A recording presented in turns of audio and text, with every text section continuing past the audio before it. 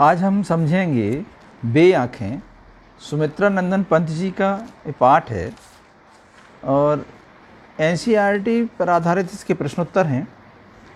पहला प्रश्न है, सीधे प्रश्नों पर आएं कि अंधकार की गुहा सरीखी उन आँखों से डरता है मन।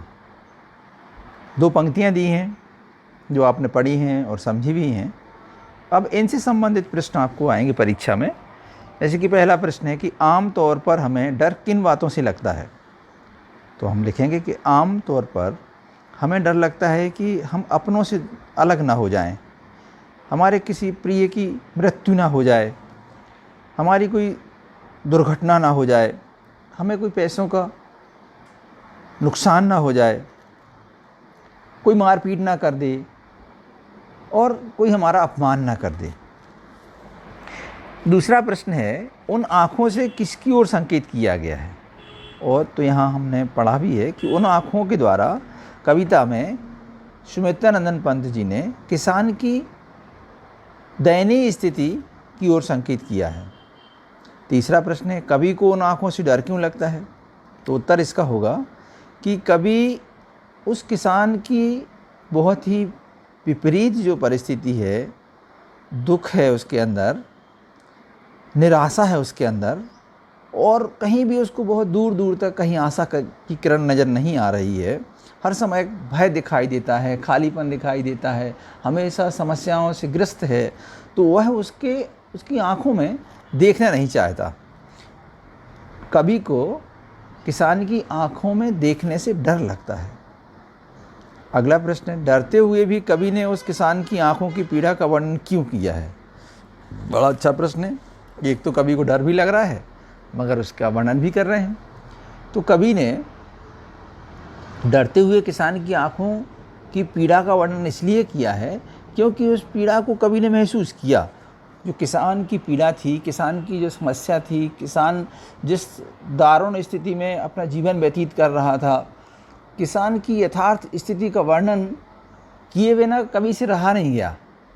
उसके ऊपर कितने अत्याचार हो रहे थे, महाजन कैसे उनको ब्याज कम नहीं कर रहा था, और इस विपरीत परिस्थितियों में बेटा मर गया, पत्नी मर गई, पुत्रवधू मर गई, उसके जो बहुत प्रिय थे बैल मर गए, उसके साथ बहुत सारी परेशानी हुई, थानेदार ने भी उसके साथ अच्छा नहीं किया। तो इन सब के कारण वह रोक ही नहीं पाए अपने आप को और किसान की दुर्दशा का वर्णन कर दिया, जबकि उनको किसान की आंखों में झांकने से डर लग रहा था। उसके दुख और दर्द जो आंख से झलक रहे थे, उसको देखने से वो डर रहे थे, फिर भी इन्होंने इस सब का वर्णन किया। अगला प्रश्न है कि यदि कवि इन आंखों से नहीं डरता तो क्या तब भी यह कविता लिखता। तो यदि कवि को किसान की आंखों को देखकर डर ना लगता तो शायद उसे उसकी पीड़ा का बोध ना होता, पीड़ा का भान ना होता, और हो सकता है कि फिर कवि ने यह कविता ना लिखी होती। अगला प्रश्न है, कविता में किसान की पीड़ा के लिए किन्हें जिम्मेदार बताया गया है।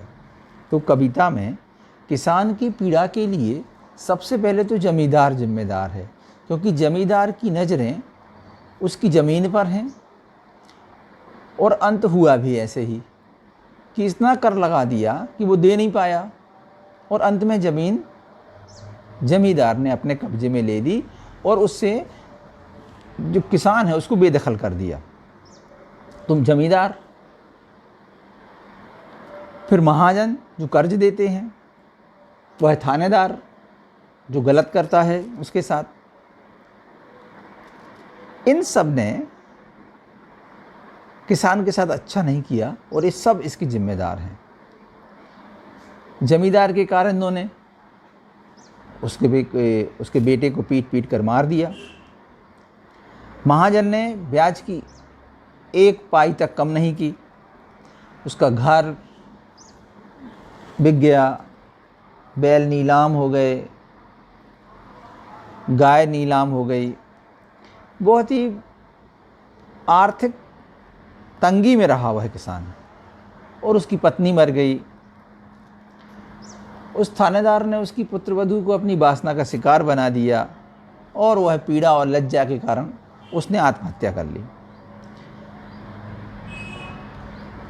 इस सबसे बड़ी विचित्र परिस्थिति ये है कि इस सब को जो समाज है, जिस समाज में हम रहते हैं, वह समाज ऐसे ही चुपचाप शांत इस सब को देखता रहा। इसका बहुत दुख है। तो इस प्रकार से इस कविता में किसान की पीड़ा के लिए सब जिम्मेदार हैं। अगला प्रश्न है, पिछले सुख की स्मृति आँखों में क्षण भर एक चमक है लाती।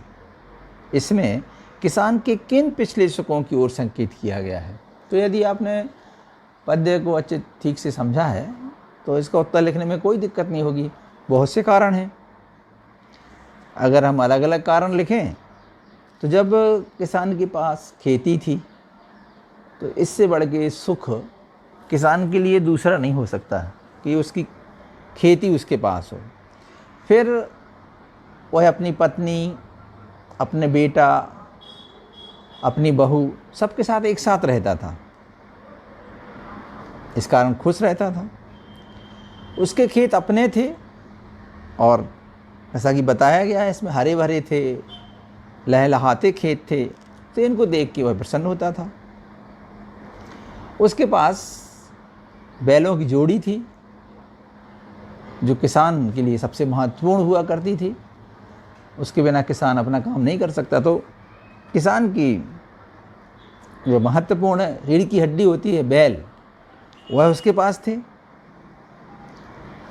घर में दूध देने वाली गाय थी जिसको वो बहुत चाहता था, बहुत प्यार और स्नेह करता था कि सिर्फ उसी से लगती थी। वो दूध दोहने के काम वही किसान किया करता था। और इन सब में ये सब सुख सुविधाएं उसके पास थीं और सभी मिलजुल कर अच्छे से रहा करते थे। तो इसलिए इसमें लिखा है कि पिछले सुख की स्मृति आँखों में क्षण भर एक चमक हिलाती। अगला प्रश्न इसमें है कि किसान अपने व्यवसाय से पलायन कर रहे हैं। इस विषय पर परिचर्चा आयोजित करें तथा कारणों की पड़ताल करें कि ऐसा क्यों हो रहा है। तो वर्तमान परिदृश्य को अगर हम देखें, अभी वर्तमान को हम देखें कि किसान ने कितना खर्च करके अपने खेत में सोयाबीन को बोया और आज बहुत विपरीत परिस्थितियां हैं मध्य प्रदेश में कि उस किसान को कुछ भी प्राप्त नहीं हो रहा है। बहुत आर्थिक रूप से उसको बहुत नुकसान हो गया। तो निश्चित तौर से इन सब परिस्थितियों के कारण, और आज ही नहीं, आज से पिछले बहुत सारे समय ऐसे निकले हैं, बहुत वर्ष ऐसे निकले हैं कि फसल में किसान को कुछ ज़्यादा फ़ायदा नहीं हो रहा है, नुकसान हो जाता है। और यही कारण है कि किसान अपने व्यवसाय को छोड़ना चाहता है। उसने देख लिया कि जब हमारी पूरा जीवन इसमें निकल गया तो किसान अपने बच्चों को भी इससे अलग रखना चाहता है। उसको पता है कि श्रम अधिक हो रहा है और वहाँ से मिल कुछ नहीं रहा है, इतना नहीं मिल पा रहा है कि जो वर्तमान की आवश्यकताएं हैं उनकी पूर्ति हो सके। कई बार क्या होता है कि फसल ख़राब हो जाती है, कभी फसल का टाइम आता है उसी में पानी गिर जाता है, बहुत प्रकोप हो जाता है, कभी सूखा होता है तो कभी बाढ़ होती है। तो इन विपरीत परिस्थितियों में किसान अपने आप को ठीक नहीं समझ रहा है और कृषि के अलावा अन्य काम करने की तरफ उसका मन हो गया है। अब इसमें बहुत सारे कारण हैं कि पैसा कम मिलता है, मेहनत बहुत ज़्यादा होती है, आधुनिक संसाधनों का अभाव रहता है, पूरा का पूरा किसान प्रकृति के ऊपर निर्भर रहता है कि जैसा प्रकृति करेगी वैसा ही किसान को फ़ायदा और नुकसान होगा। अगर कुछ हो भी जाए तो फिर बिक्री की सही व्यवस्था नहीं होती, उसको सही मूल्य नहीं मिलता अपने फसल का, बीज खाद और सिंचाई बहुत पैसा लगता है। इन सब कारणों से किसान अपने जो व्यवसाय है, मूल व्यवसाय है कृषि, उससे पलायन कर रहा है, अलग होता चला जा रहा है। और अन्य महत्वपूर्ण प्रश्न है कि बे आँखें कविता का उद्देश्य बताइए। कि लिखी क्यों, तो हम लिखेंगे कि सुमित्रानंद पंत जी उस समय के कवि हैं जब प्रगतिवादी कवि कविताएं लिख रहे थे और उसमें जो विकास हो रहा है देश का, इस पर संतुष्ट नहीं थे। इनको दिख रहा था कि गरीब और गरीब होता चला जा रहा है और बड़ा होता चला जा रहा है। इनके अंदर भाव था कि सब में समान रूप से हो, पैसा भी समान रूप से बंटना चाहिए, खेती भी सबके पास समान रूप से हो, ना कोई बड़ा हो ना कोई छोटा हो। और मुख्य रूप से किसान जो वर्षों से जिसका शोषण होता चला आ रहा है, इससे कभी बहुत दुखी था कि किसान जो पूरी अर्थव्यवस्था की रीढ़ की हड्डी है, मुख्य धुरी है, और उसी के साथ इस प्रकार से काम हो रहा है तो बहुत दुखी है। तो मुख्य रूप से उसने किसान को केंद्र में रख के और बात कही है। इसमें कवि किसान की बात कहना चाहता है। इस कविता में सुमित्रानंद पंत जी बताते हैं कि किस प्रकार से दुष्चक्र में फंसा है किसान, कैसे कैसे वो व्यक्तिगत रूप से, पारिवारिक रूप से किस प्रकार से कष्ट झेल रहा है। तो इस पूरी कविता का उद्देश्य है किसान की दयनीय दशा का चित्रण करना। अगला प्रश्न है, किसान की पत्नी और उसकी बच्ची की मृत्यु के लिए आप किसे दोषी मानते हैं और क्यों? अगर देखा जाए तो किसान की पत्नी की मृत्यु हुई, उसकी बच्ची की मृत्यु हुई, इसमें अगर देखा जाए तो कुल मिलाकर मुख्य रूप से महाजन दोषी है। महाजन दोषी है जिसने कर्ज दिया था, और वह जमींदार भी दोषी है उतना ही, जिसने उसकी कर लगाकर और ज़मीन को छुड़ा लिया, सब कुछ छीन लिया। और इतनी विपरीत परिस्थिति हो गई उसकी, उस महाजन और उस जमींदार ने तो इतना दर्दनाक काम किया कि उसके बच्चे को पीट पीट कर मार डाला। इतना अभाव में ग्रस्त हो गया कि उसको दवाई नहीं करा पाया अपनी पत्नी की, और वो मृत्यु को प्राप्त हो गई। अब उसकी बच्ची थी, दूध पीती बच्ची, उसकी देखभाल भी नहीं कर पाया कोई, क्योंकि पत्नी चल बसी और वह भी मर गई। तो इस प्रकार से इन दोनों हत्याओं के लिए महाजन और जमींदार दोषी हैं। अगला प्रश्न है, किसान की स्वाधीनता तथा स्वाभिमान किस बात पर निर्भर है? तो किसान की आर्थिक दशा पर ही उसका स्वाभिमान है, वही उसकी स्वाधीनता है। अगर अर्थ है, अगर पैसा है, अगर उसके पास खेती है, उसके बैल हैं, उसका घर है, तो वह स्वाधीन है। और ये कुछ भी नहीं है तो फिर तो वो कुछ भी नहीं है उसके पास। गरीबी है, भुखमरी है, मौत है और अकेलापन है। अगला प्रश्न है, नारी को समाज में आज भी उचित सम्मान नहीं मिल रहा है, और कविता के आधार पर स्पष्ट कीजिए। बिल्कुल निश्चित ही कविता में नारी के प्रति जो समाज की मानसिकता है यह स्पष्ट होती है। उस समय समाज में नारी की हीन स्थिति थी, उसका इलाज नहीं कराया जाता था, उसे पैर की जूती माना जाता था। पैर की जूती से मतलब है एकदम नगण्य, जब भी वो खराब हो जाती एक तरफ फेंको दूसरी ले आओ, ये चल रहा था। जब ये स्थिति थी तो ना तो उसके पास सम्मानजनक स्थिति थी, ना उसके पास पैसा था, न समाज में उसको कोई अधिकार थे। कोई अधिकार उसको उस समय, जिस समय कविता लिखी गई है, कोई अधिकार उसको प्राप्त नहीं थे। उसको निम्न दर्जे का माना जाता था।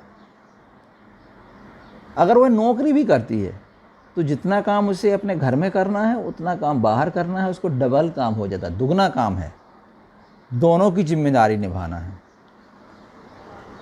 उसे ना तो ससुर की संपत्ति में अधिकार था और न पिता की संपत्ति में अधिकार था। तो उसका पूरा पूरा शोषण था, उसे कुछ माना ही नहीं जा रहा था। तो निश्चित तौर से कविता के आधार पर नारी का समाज में कोई स्थान नहीं था। अगला प्रश्न है, किसान की पत्नी को पैर की जूती क्यों कहा गया? इसलिए कि किसान के मन में पत्नी के प्रति कोई आदर और सम्मान का भाव नहीं था। एक पत्नी मर गई, दूसरी हो गई, देहांत हो गया, दूसरी शादी हो जाएगी। ऐसा होता था, एक पत्नी के देहांत होने पर दूसरी शादी तुरंत हो जाया करती थी कुछ ही समय बाद। तो इसलिए वह एक सामान्य घटना थी, पत्नी का मरना एक सामान्य घटना थी। और इसी कारण से किसान की पत्नी, जैसे कि पहले बताया गया है, कि उसे पैर की जूती की तरह माना जाता था। अंतिम प्रश्न, बेदखल का अर्थ स्पष्ट करते हुए बताइए कि किसान को उसके खेतों से क्यों बेदखल कर दिया गया। तो बेदखल का अर्थ है किसी को उसकी संपत्ति से अलग कर देना, वंचित कर देना। और किसान ने महाजन से कुछ पैसा लिए थे, समय पर चुका नहीं पाया, इसलिए महाजन ने उसके खेतों और घरबार को अपने कब्जे में ले लिया और उसको उससे बेदखल कर दिया, वंचित कर दिया, भगा दिया। और अपनी जो ऋण की राशि है उसकी पूर्ति करने के लिए उसने गाय बैल को नीलाम कर दिया और ब्याज का एक पैसा भी नहीं छोड़ा, और किसान के पास कुछ भी नहीं बचा।